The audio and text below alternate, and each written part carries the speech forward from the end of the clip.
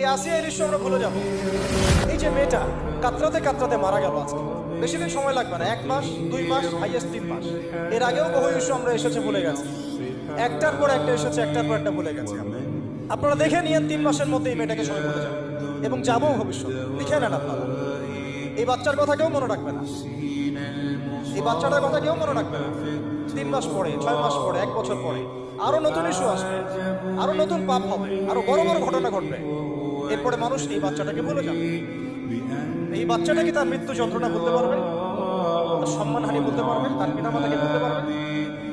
এখন প্রশ্ন হচ্ছে, তার পিতাকেও যদি আমরা জিজ্ঞাসা করি, ইসলামে রেপের শাস্তি হচ্ছে মৃত্যুদণ্ড, আর ব্যভিচারের শাস্তি হচ্ছে অর্ধেক কোমর পর্যন্ত পুঁতে পাথর নিক্ষেপ করে হত্যা করা।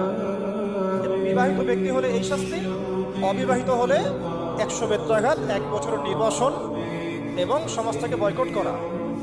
আর ধর্ষণ হলে সরাসরি মৃত্যুদণ্ড। 3 মাস সময় লাগার কথা না, 3 দিনের মধ্যেই করা সম্ভব। এটা শরিয়া আইন, এটা আল্লাহ রাব্বুল আলামিনের শরিয়া বিধান। এখন তারাও কি এটাতে রাজি হবে? যারা শোক প্রকাশ করছেন তারা কি এই বিধানটা কার্যকর করতে রাজি হবে? ধর্ষণকে সবার সামনে প্রকাশ্যে মৃত্যুদণ্ড দেওয়া হোক, শরিয়া আইন কার্যকর করা হোক, রাজি হবেন না। কারণ আপনারা বলবেন এটা করতে গেলে বাংলাদেশ নাকি মৌলবাদী রাষ্ট্র হয়ে যাবে। তো সমস্যার গোড়ায় আপনারা যেতে চান না, ডালপালা নিয়ে নাড়াচাড়া করেন।